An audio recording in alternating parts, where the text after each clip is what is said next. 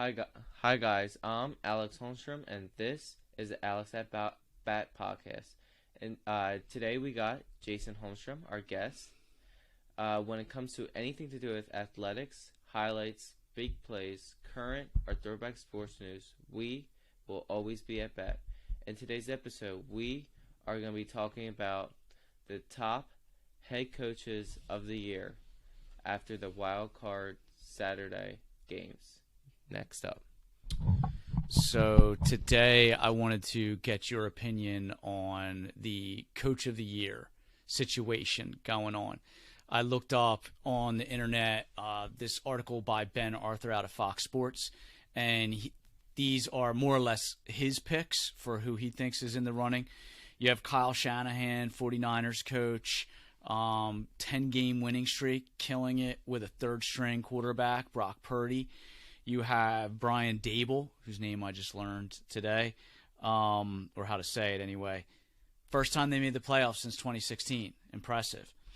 Nick Sirianni, our boy, 14 wins, killing it with the Eagles. And then Dan Campbell, Lions coach, not a ton of wins, but 6-win improvement over last year, which is, I don't know, like 300% times or 300% what they won of last year. So huge improvement. The guy that I really want to ask you about, which I will in a little bit, I just wanted to kind of ask you about something else related to set the scene for this guy. Do you remember when we went to the Jacksonville Eagles game this year? Yes, it was week 4 of the NFL season. It was October 2nd, 2022. Do you remember the weather that day? It was really cold, raining like crazy, bizarre. It was, I would guess, maybe like 50, probably even like more than that. Yeah, it felt like it was freezing. Yeah. Cold, wet day. Personally, I didn't feel like even getting up. I just wanted to sit in my seat, hunker down, try to stay warm. But when they did the announcements of the opposing team, opposing coach, Doug Peterson, all of a sudden, city of brotherly love, not exactly known for its brotherly love when it comes to visiting teams, visiting coaches, gets up out of their seats, gives Peterson like a 2-minute standing ovation. I mean, very impressive for a bunch of Eagles fans. So obviously there's a lot of love for Peterson in the city of brotherly love, and apparently there's a lot of love on the internet as well for this guy. So I kind of wanted to get your take on, do you think he's in the running, and what are his chances? I definitely think that he should be in the running. He's changed the culture. He's able to develop an NFL quarterback into an NFL quarterback. Trevor Lawrence, the Jacksonville Jaguars quarterback, has looked a lot better this year. I think most of the credit comes to Doug Peterson and the play calling, the execution. Building a good offensive scheme definitely helps all the answers to Trevor Lawrence's success. Well, let's rewind it back because I'm curious. Yeah, I mean, all that he's done impressive work with Lawrence, but let's kind of rewind the clock a little bit and go back to the Eagles' Carson Wentz days. I mean, do you see similarities between what he did then and now? Absolutely. It kind of was the same thing. Like the same thing I said about Trevor Lawrence. A good offensive scheme. I forgot to actually add this about Trevor Lawrence, but he actually now has probably a top threat receiver. And Christian Kirk, he was a free agent from the Arizona Cardinals. He's a fifth-year player out of Texas Tech, I believe. And actually, the Eagles did the same thing for Carson Wentz, and that was Alshon Jeffrey. He was out of South Carolina, and he was heading into year 6. Played his first 5 years with the Chicago Bears. Yeah, and they definitely gave Wentz weapons. They definitely gave Lawrence weapons. But as I recall, Wentz wasn't a superstar quarterback his first year. No, he actually, I believe he led the league in fumbles that year too. Interesting. And then coming back second year, that was more of the Wentz that we kind of came to know as the quarterback that took the Eagles to the Super Bowl, correct? Absolutely. even though he tore his ACL during Week 14 against the Rams, but even before that, before his season unfortunately ended to a tore ACL, he had 33 passing touchdowns, over 3,000 passing yards. Amazing. And I think that's pretty amazing. And I could show you like he still played a lot better than all the other quarterbacks that played in all 16 games. I mean, that really speaks to Peterson's effect on young quarterbacks. I mean, which isn't really surprising, being how he was a quarterback himself in his playing years. He started out as a quarterback coach, right? Didn't he? Was he with the Eagles as a quarterback coach? I believe he was, and I also believe he was the Green Bay Packers. Maybe he was a quarterbacks coach or maybe like offensive coordinator. I'm unsure about that one, but I know he played quarterback and definitely was. He was the offensive coordinator before he got the Eagles job with Alex Smith down in Kansas City. 2015 was his last year being the offensive coordinator for the Chiefs. Let's take it back to Trevor Lawrence, because we talked about just a moment ago about Peterson's effect on Wentz when he was with the Eagles. And then let's talk about his effect on Lawrence with the Panthers, because Lawrence with the Jaguars. Jaguars, excuse me. That really, I think there's a lot of parallels there. So Lawrence last year, how many interceptions did Lawrence have last year? He's thrown 17 interceptions. League leading 17 interceptions. I believe it was league leading. Even beat Prescott this year. So, do you know how many interceptions he threw this year? He's thrown like 8 interceptions. Right, he chopped his interceptions in half. Do you know how many touchdowns he passed for last year? He's passed for 12 last year, and this year he's passed for 25. So he's more than doubled his passing touchdowns. Yeah. Wins. Do you know how many wins he had last year? I think he tripled that this year. Last year he only won 3 games, and this year he's won 9. This is good. You're passing this quiz because I did all this research today. So this is all new to me, but you know it already.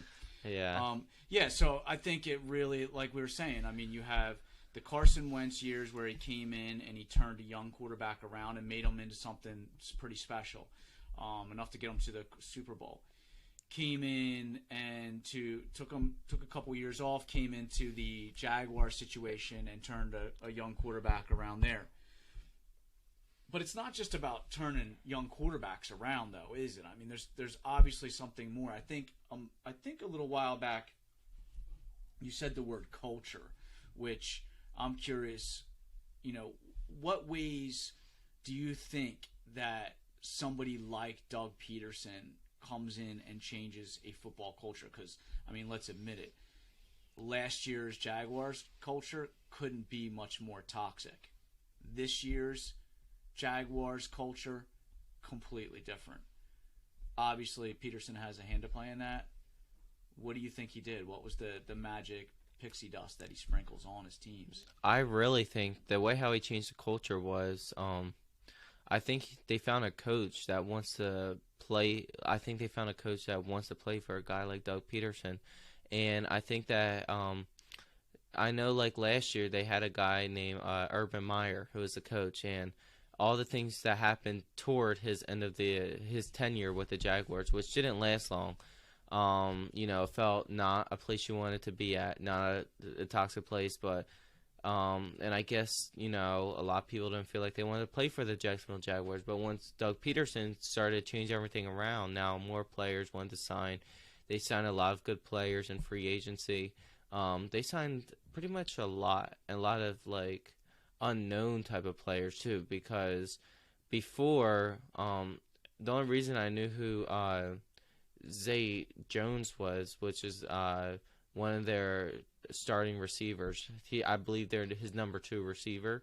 I only know him because he was under the Derek Carr thing, and then once Henry, that thing that happened with Henry Ruggs, and he started to get you got to see more of Zay Jones. And I think that definitely helped him once he left Las Vegas. He was able to get another shot in free agency with a team that's building.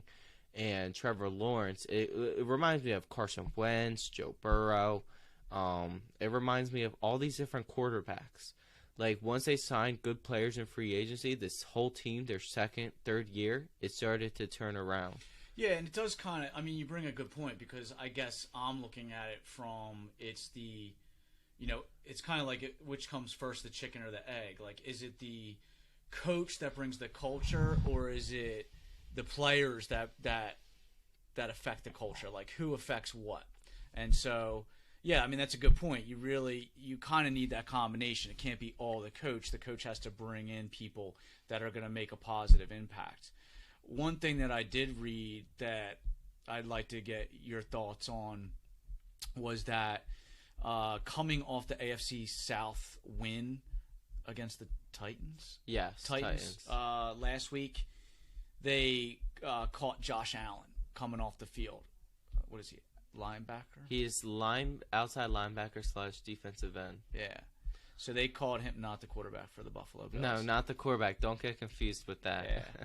So they called him coming off the field, and they were like, basically, are you surprised that you're here, that you won the game? And he, without flinching, emphatically said no, because we've been talking about this. This is what we've been thinking about, talking about.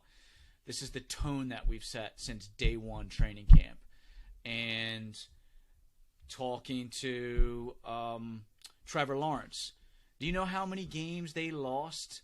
They had a streak, I believe, of losing games in the beginning of the year. Do you recall how many games that was? I believe it was like 5 to 6 losing. Yeah, it was 5 games they lost in a row in the beginning of the year. And then, do you recall how many games they had a win streak as well towards the end of the year? Do you recall how many games they won? It was like 5 to 6 during that. Might even have been 6 or 7. I don't recall. Yeah. But it was a lot. It was a lot to lose and then a lot to win. And then the one thing that really impressed me the most about Peterson was Lawrence was saying didn't matter whether they were losing the 5 or winning the 7. Doug Peterson was the same guy. And I wonder, what your opinion on that is. What if all coaches are like that? Or some coaches kind of freak out or get crazy, but Peterson seems to be a real consistent, calm guy. I definitely feel like since he's been in the NFL for a while now, this helps him get it. Like, if he's in these situations with, whether their season's not going well, the quarterback's not playing well, he knows how to adjust it before they can. That's a good point. Before the season ends, and I honestly don't even think about this a lot of times, but December is the most important month of football. Mm-hmm. And I'll tell you why. Because those are the times you get the bad teams who are playing well during December, and they sneak in the playoffs just because of that. And that's exactly what I feel like the Jaguars did. But I don't even think they were really a bad team. I just think that they just need to fix some things to be able to win the division and get into the playoffs. I never thought that the Jaguars would not make the playoffs. I think just mainly because what Doug Peterson does especially during second-year quarterbacks. Yeah, that's a good point. I guess I look at him because he took a couple years off. I'm almost looking at I think a year off. 2021 was his 1 year off. So I'm almost thinking of him as like he's a new coach. Really he isn't, right? Like, he kind of has seen these things before, especially with the Eagles, like we were talking about before. He knows what it's like to walk in on a struggling quarterback.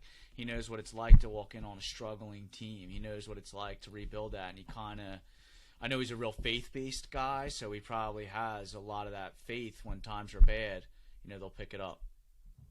Agree, for sure.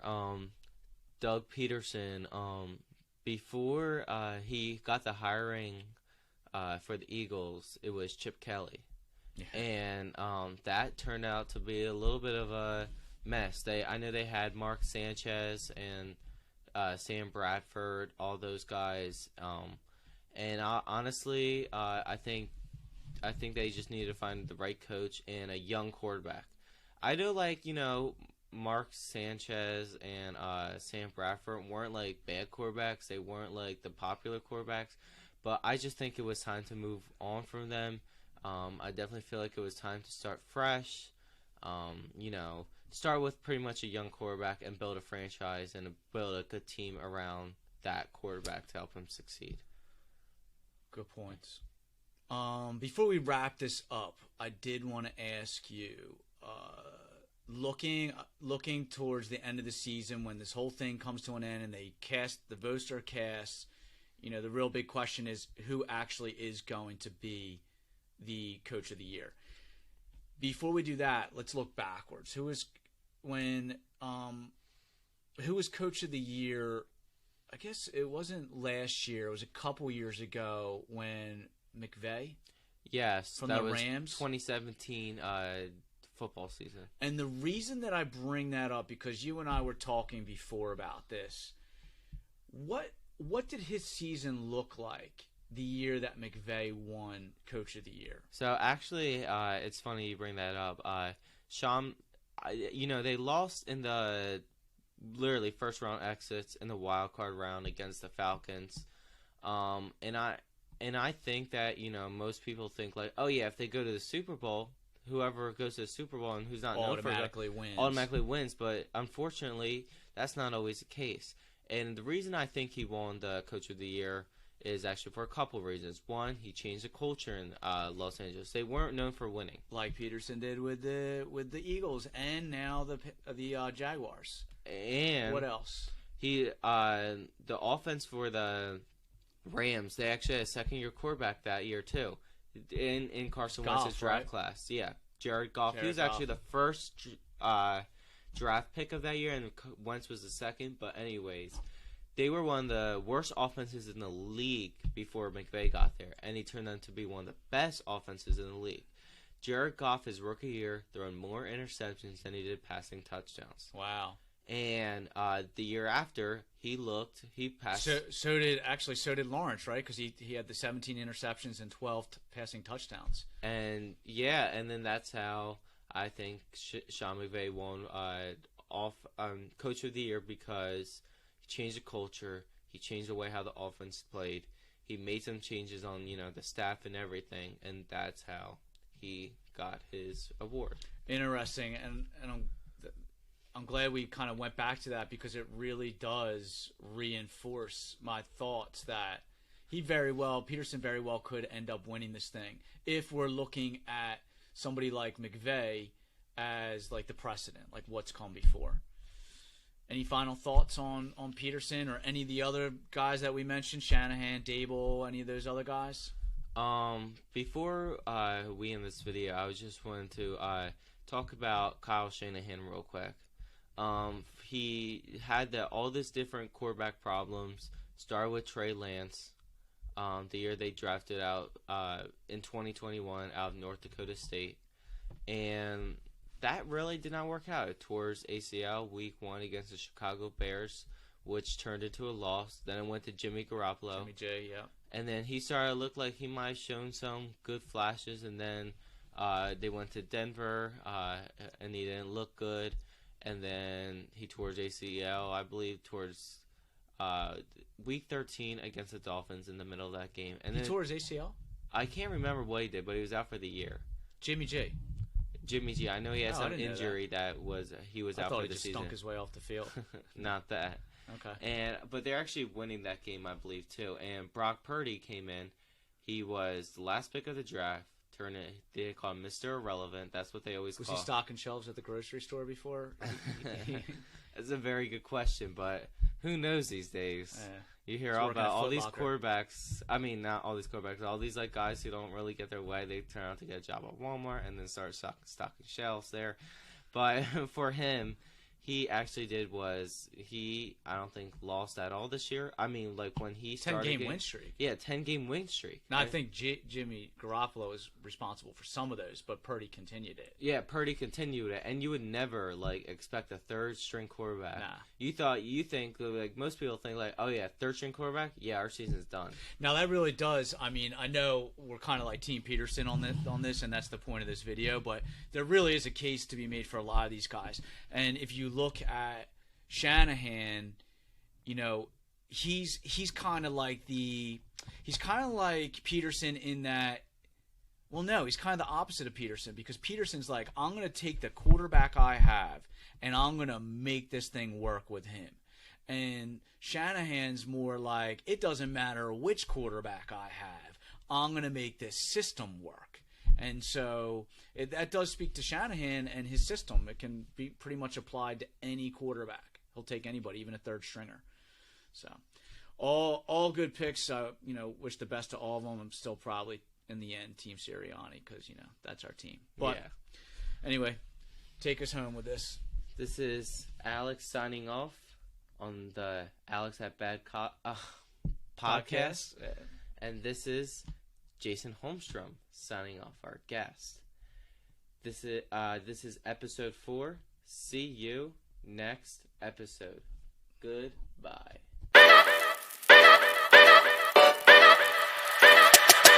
Yo!